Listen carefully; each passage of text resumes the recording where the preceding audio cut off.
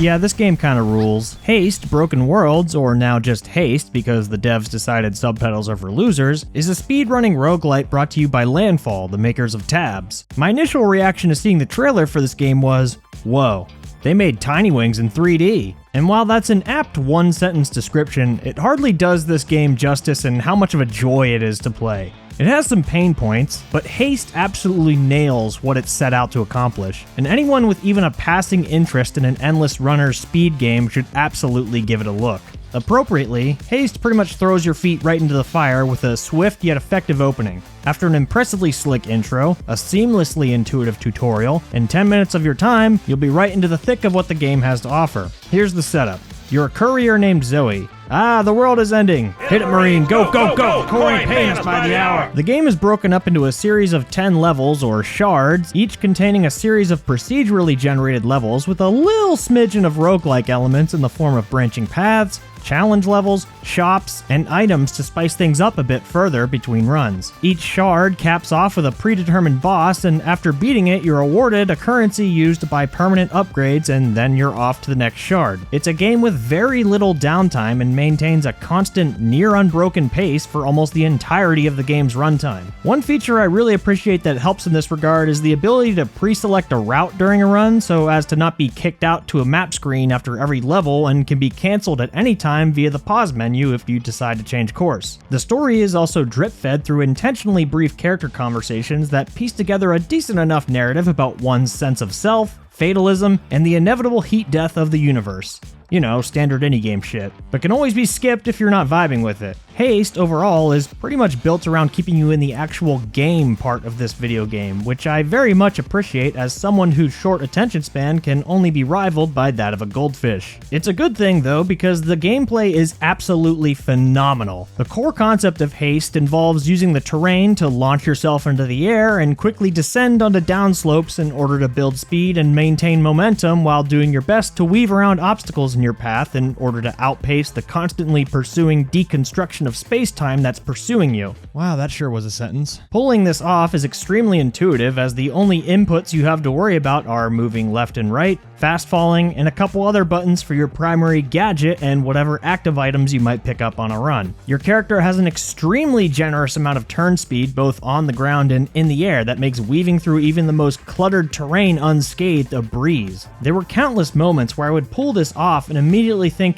damn, did I just do that? Flow doesn't even begin to describe how HASTE feels to play. This isn't your average, everyday flow state.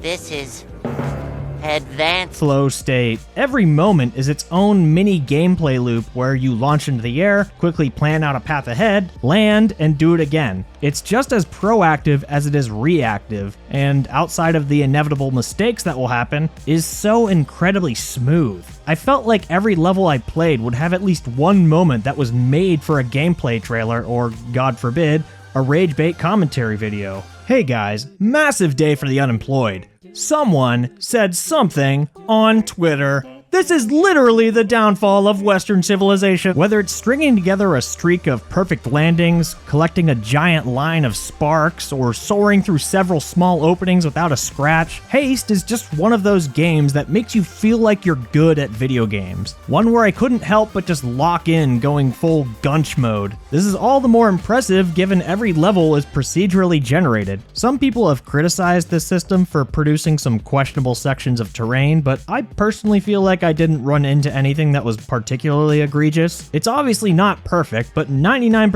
of the time it gets the job done, and that's more than good enough for me. My personal favorite are the levels with the rainbow train tracks. Oh man, using these things to completely blitz through a level is such dumb fun. What ties it all together though are the presentation and the music. HASTE looks absolutely gorgeous with a pleasantly bright color palette and lighting that manages to strike a good balance between style and function, particularly with the terrain being very easy to read the angles of slopes at a glance, making it a breeze to find appropriate landing spots. Levels usually have enough visual variety to keep things from looking too samey, the character animations are slick and seamless, and the small visual cues that increase in intensity the faster you go are all nice touches that make HASTE just as pleasant to look at as it is to play, and that goes double for the audio. Hearing the various whoosh noises as you zoom past obstacles and the sound of Zoe's footsteps getting louder the faster you go are just a few examples that greatly contribute to this game's sense of speed. And of course, we all know I'm a sucker for a good soundtrack, and this game absolutely delivers.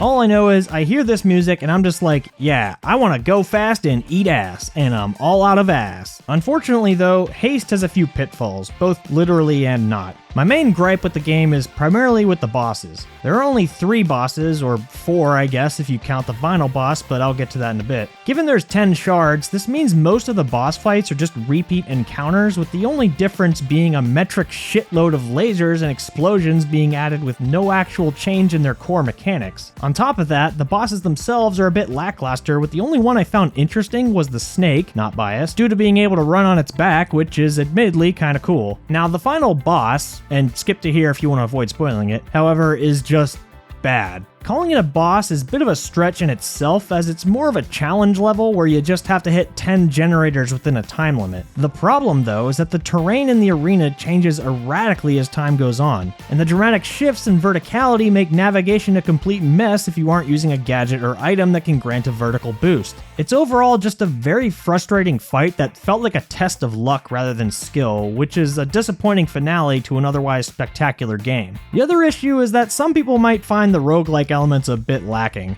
There are only a handful of room types, with about 3/4 of them being regular levels and the rest being campfires, shops, dark world levels, and challenges. Challenge levels in particular are meant to shake up your regular gameplay, and they absolutely do, at first. Unfortunately, once you encounter a challenge level one time, it'll be the exact same once you run into it again, eventually turning what are supposed to be fun diversions into mundane chores. Itemization also leaves a bit to be desired, as a majority of the items grant simple passive bonuses to running speed, health, and defense, and don't really do much to alter your gameplay. There's obviously only so much they can do in a game that's just about running fast, but it would have been nice to have more active items like the spring to give it a bit more agency over your character's movement. And speaking of active items, I'd like a bit more oomph when some of these are activated. Like when I activate rocket boots, I don't expect my legs to just turn into Cheetos, you know? Give them some flair, flame trails, anime running lines, the works. We're already playing Naruto Running Simulator, so let's get a little crazy with it.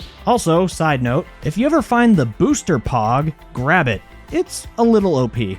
All that said, I don't think any of my criticisms are deal breakers, as I found the core gameplay so enjoyable that I just didn't really care about them. Not to mention this review will probably be outdated in like 5 days, as the developers have already pushed out multiple patches addressing player feedback. There are now several difficulty sliders to fine-tune the amount of challenge you want. They upped the number of lives you start with from 2 to 3 to make the early game more forgiving, and as of writing this, they even tweaked the final boss to make it less frustrating. Landfall is clearly dedicated to making this game the best it can be, and to me that's always something worth recognizing. So after getting a taste of Haste, I can say it's definitely based and it won't waste your time. Its gameplay has a zen-like feel that's like a massage for my beautifully smooth brain. If nothing else, Haste succeeds in creating what is likely the most accurate representation of how Grandpa Lou walked to school every day. How many miles, Pop? 15 miles to school for your information in the snow.